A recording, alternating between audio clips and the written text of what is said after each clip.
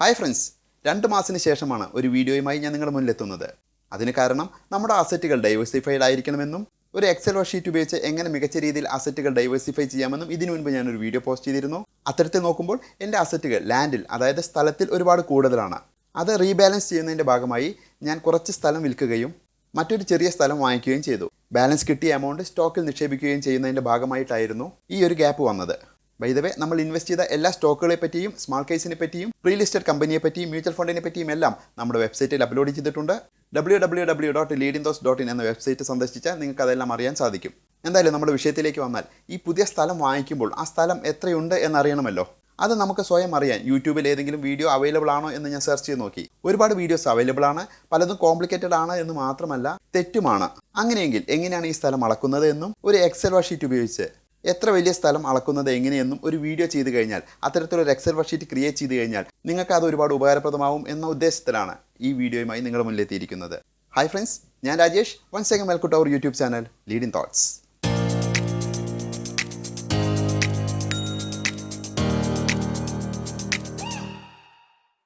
സ്ഥലം അളക്കുക എന്ന് പറഞ്ഞാൽ വളരെ സിമ്പിളാണ്. നമ്മുടെ സ്ഥലം മീറ്റർ സ്ക്വയറിൽ എത്രയുണ്ട് എന്ന് കാണുക, 40.47 കൊണ്ട് ഡിവൈഡ് ചെയ്യുക. നമ്മുടെ സ്ഥലം സെൻറ്റിൽ ലഭിച്ചു കഴിഞ്ഞു. ഒരു ഉദാഹരണം പറയുകയാണെങ്കിൽ, 40 മീറ്റർ നീളവും 20 മീറ്റർ വീതിയുമുള്ള ഒരു സ്ഥലം. ഇതിൻ്റെ വിസ്തീർണ്ണം നോക്കുകയാണെങ്കിൽ നീളം ഇൻറ്റു വീതി, അതായത് 40 × 20 800 മീറ്റർ സ്ക്വയർ. 800 / 40.47 19.77, അതായത് 20 സെൻറ്റിനടുത്ത് കിട്ടും. എന്നാൽ സ്ഥലത്തിൻ്റെ കേസിൽ ഇതുപോലെ കറക്റ്റായ ഒരു ചതുരമോ ദീർഘചതുരമോ അല്ല നമുക്ക് ലഭിക്കുക. ഇതേ അളവാണെങ്കിൽ കൂടി ഇതിൻ്റെ ഷേപ്പിൽ വ്യത്യാസം വരാം, അപ്പോൾ അളവിലും വ്യത്യാസം വരാം. ഈ രണ്ട് സ്ഥലത്തെയും ചുറ്റളവ് സെയിം ആണ്, എങ്കിലും അതിൻ്റെ ഏരിയ വ്യത്യാസമുണ്ട്, അതായത് സെൻറ്റ് വ്യത്യാസമുണ്ട്. ഈ രണ്ടാമത്തെ സ്ഥലത്തിൻ്റെ ഏരിയ ആദ്യത്തേതിൻ്റെ അത്ര തന്നെ ഇല്ല എന്ന് നമുക്ക് കണ്ടാൽ തന്നെ അറിയാം. ഞാൻ നേരത്തെ പറഞ്ഞ നിങ്ങൾ ഓർക്കുന്നുണ്ട് എന്ന് വിശ്വസിക്കുന്നു. അതായത് യൂട്യൂബിൽ ഇത്തരം സ്ഥലം അളക്കുന്ന വീഡിയോസുകളിൽ പലതിലും പറയുന്നത് നീളത്തിൻ്റെയും വീതിയുടെയും ആവറേജ് കണക്കാക്കി അത് പരസ്പരം ഗുണിച്ചാൽ നമുക്ക് ഏരിയ കിട്ടുമെന്നാണ്. എന്നാൽ ഈ രണ്ട് ചിത്രത്തിലെയും നീളത്തിൻ്റെയും വീതിയുടെയും അളവ് ആവറേജ് നോക്കിക്കഴിഞ്ഞാൽ സെയിം ആണെങ്കിലും അതിൻ്റെ ഏരിയ വ്യത്യാസമുണ്ട് എന്നതാണ് യാഥാർത്ഥ്യം. അപ്പോൾ നമ്മുടെ കൈവശമുള്ള ഒരു പ്ലോട്ട് ചതുരം അല്ലെങ്കിൽ അത് കൃത്യമായി അളക്കാൻ ഒരേ ഒരു വഴിയേ ഉള്ളൂ. അത് ഈ സ്ഥലത്തെ ത്രികോണമാക്കി മാറ്റി ആ ത്രികോണത്തിൻ്റെ ഏരിയ കാണുക, ശേഷം 40.47 കൊണ്ട് ഹരിക്കുക, അത്രയേ ഉള്ളൂ. ഇനി ഈ രണ്ട് ചിത്രത്തെയും ത്രികോണമാക്കി എങ്ങനെ മാറ്റാം എന്ന് ചോദിച്ചാൽ അത് ഈ ചിത്രത്തിൽ കാണുന്നത് പോലെയാണ്. ഇനി ഈ രണ്ട് ത്രികോണത്തിൻ്റെയും ഏരിയ കാൽക്കുലേറ്റ് ചെയ്ത് പരസ്പരം കൂട്ടിയാൽ മതി. അത് വളരെ സിമ്പിളായി നമുക്കൊരു എക്സൽ ഷീറ്റ് ഉപയോഗിച്ച് കാൽക്കുലേറ്റ് ചെയ്യാം. അപ്പോൾ അതിനായി നമ്മൾ ആദ്യം ഈ എക്സൽ ഷീറ്റ് ഡൗൺലോഡ് ചെയ്യുക. ഈ എക്സൽ ഷീറ്റ് നിങ്ങൾക്ക് നമ്മുടെ വെബ്സൈറ്റിൽ നിന്നോ ഗൂഗിൾ ഡ്രൈവിൽ നിന്നോ ഡൗൺലോഡ് ചെയ്തെടുക്കാവുന്നതാണ്. ലിങ്ക് ഞാൻ ഡിസ്ക്രിപ്ഷനിൽ നൽകിയിട്ടുണ്ട്. നമുക്കാദ്യം എക്സൽ ഷീറ്റ് വെബിൽ നിന്ന് ഡൗൺലോഡ് ചെയ്യാം. അതിന് leadinthoughts.in എന്ന വെബ്സൈറ്റ് സന്ദർശിക്കുക. അതിനുശേഷം പ്രോഡക്റ്റ് എന്ന മെനുവിൽ പോയി എക്സൽ കാൽക്കുലേഷൻ എന്ന സബ് മെനുവിൽ പോവുക. അതിൽ ക്ലിക്ക് ചെയ്താൽ ഇവിടെ നമ്മൾ ഇതിനു മുൻപ് പോസ്റ്റ് ചെയ്ത ഒരുപാട് എക്സൽ ഷീറ്റുകൾ കാണാം. ഇതിൽ ലാൻഡ് മെഷർമെൻറ്റ് എന്നുള്ളൊരു എക്സൽ കാണാം, അത് ഡൗൺലോഡ് ചെയ്യുക. യെസ്, അത് ഡൗൺലോഡ് ആയിട്ടുണ്ട്. നമുക്കത് ഓപ്പൺ ചെയ്യാം. ഇങ്ങനെയാണ് നമ്മുടെ എക്സൽ ഷീറ്റ് ഓപ്പൺ ചെയ്യുക. ഇവിടെ 3 കളർ കാണാം, പച്ച, മഞ്ഞ, ചുവപ്പ്. അതുപോലെ തന്നെ വലതുവശത്തായി പച്ച കളറിൽ ഒരു സ്ക്വയർ, മഞ്ഞ കളറിൽ ഒരു ത്രികോണം, റെഡ് കളറിൽ ഒരു ഇറഗുലർ ഷേപ്പ് നൽകിയിട്ടുണ്ട്. ഇതിൽ നമ്മുടെ പ്ലോട്ട് സ്ക്വയർ ആണെങ്കിൽ, അതായത് ഈ പച്ച കളറിൽ കാണുന്നത് പോലെ ആണെങ്കിൽ AB AC ഈ രണ്ട് അളവുകൾ മാത്രം നൽകിയാൽ മതി.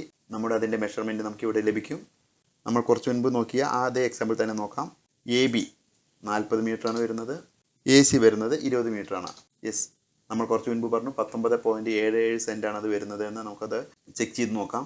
40 × 20 = 800 മീറ്റർ സ്ക്വയർ ഡിവൈഡ് ബൈ 40.47 = 19.767. അത് തന്നെയാണ് നമുക്കിവിടെ ലഭിച്ചത്, 19.77. ഇത് 0.2 ഏക്കറാണ്. സ്ക്വയർ ഫീറ്റ് നോക്കുകയാണെങ്കിൽ 8611 ചില സ്ഥലങ്ങളിൽ ഗ്രൗണ്ടായാണ് ഇതിൻ്റെ അളവുകൾ പറയുക. പ്രത്യേകിച്ച് തമിഴ്നാട് പോലെയുള്ള സ്ഥലങ്ങളിൽ 3.59 ഗ്രൗണ്ടാണുള്ളത്. മീറ്റർ സ്ക്വയർ നോക്കുകയാണെങ്കിൽ 800 മീറ്റർ സ്ക്വയർ ആണ് ഈ ഒരു പ്ലോട്ടുള്ളത്. ഇനി ഇത് നമുക്ക് ത്രികോണമായിട്ടും കാണാൻ സാധിക്കും. ത്രികോണമായിട്ടാണെന്നുണ്ടെങ്കിൽ AB AC BC ഈ 3 അളവുകൾ നൽകിയാൽ മതി. നമുക്ക് ഇത് ത്രികോണമായിട്ട് നോക്കാം. ഇവിടെ AB 40 തന്നെയാണ്, AC 20 ആണ്, BC എന്നുള്ള അളവ് വരുന്നുണ്ട്. മൂന്നാമത്തെ അളവാണ് ത്രികോണമായി നൽകുമ്പോൾ. അത് നമുക്കിവിടെ 44.7 എന്ന് നൽകാം. ഇപ്പോൾ ഇവിടെ 9.8 സെൻറ്റ് എന്ന് കിട്ടിയിട്ടുണ്ട്. അതായത് ഈ ഒരു ത്രികോണം മാത്രമാണ് 9.8. ഇതുപോലെ ഒരു ത്രികോണം കൂടി വരും, അതിൻ്റെ അളവ് നമുക്കിവിടെ നൽകാം. 40 20 44.7. ഇവിടെ വീണ്ടും ഇതാ 19.77 എന്ന് ലഭിച്ചിട്ടുണ്ട്. ഇനി നമ്മൾ കുറച്ച് മുൻപ് പറഞ്ഞ ഇറഗുലർ ഷേപ്പിലെ അളവ് കൂടി എൻ്റർ ചെയ്ത് നോക്കാം. 40 20 ബി സി വരുന്നത് 26.67 ആണ്. 26.67. ഇതുപോലെ ഒരു ത്രികോണം കൂടി വരുന്നുണ്ട്. 40, 20, 26.67. യെസ്, ഇവിടെ 5.8, 5.8 അങ്ങനെ ടോട്ടൽ 11.72 സെൻറ്റാണ് ടോട്ടൽ സ്ഥലം വരുന്നത്. നമ്മൾ നേരത്തെ പറഞ്ഞ എക്സാമ്പിളിൽ 19.77 സെൻറ്റായിരുന്നു. ഇവിടെ 11.72 സെൻറ്റാണ് വന്നിട്ടുള്ളത്. അതായത് ഇതിൻ്റെ ചുറ്റളവ് സെയിം ആണ് എങ്കിലും ഇതിൻ്റെ ഉള്ളിലെ അളവ് വ്യത്യാസമുണ്ട്. അതാണ് ഏരിയ വ്യത്യാസമുണ്ട്. അതുകൊണ്ടാണ് ഈ അളവിൽ ഇത്രയൊരു വ്യത്യാസം വരുന്നത്.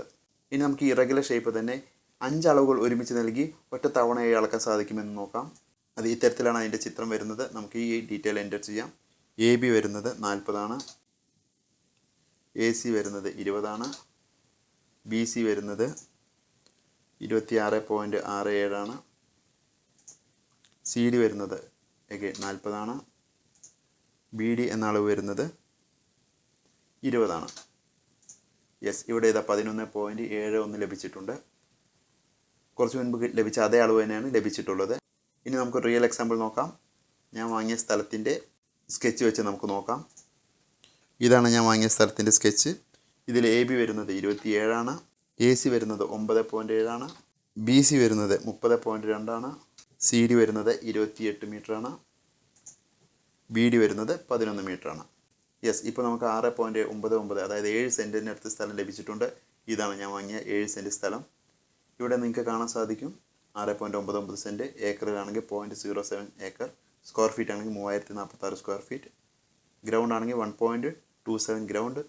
മീറ്റർ സ്ക്വയറിൽ 283.04 മീറ്റർ സ്ക്വയർ ആണ് ലഭിച്ചിട്ടുള്ളത്. ഓക്കെ, ഇനി ഇതെന്തിനാണ് ത്രികോണമാക്കുന്നത് എന്ന് ചോദിച്ചാൽ, ത്രികോണമാക്കി കഴിഞ്ഞാൽ നമുക്ക് ഒരുപാട് വശങ്ങളുള്ള സ്ഥലം അളക്കാൻ സാധിക്കും. ഇത് ദീർഘചതുരത്തിലുള്ള ഒരു സ്ഥലമാണ് എങ്കിലും ഇതിന് ഒരുപാട് വശങ്ങളുണ്ട്.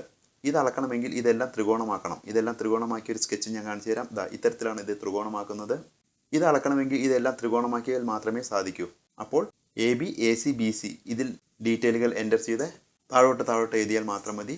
ഇവിടെ നമുക്ക് അതിൻ്റെ ആഡ് ചെയ്ത ഉത്തരം ലഭിക്കുന്നതാണ്. ഇനി ഇതുപോലെ മറ്റൊരു ചെറിയൊരു എക്സാമ്പിൾ നോക്കാം.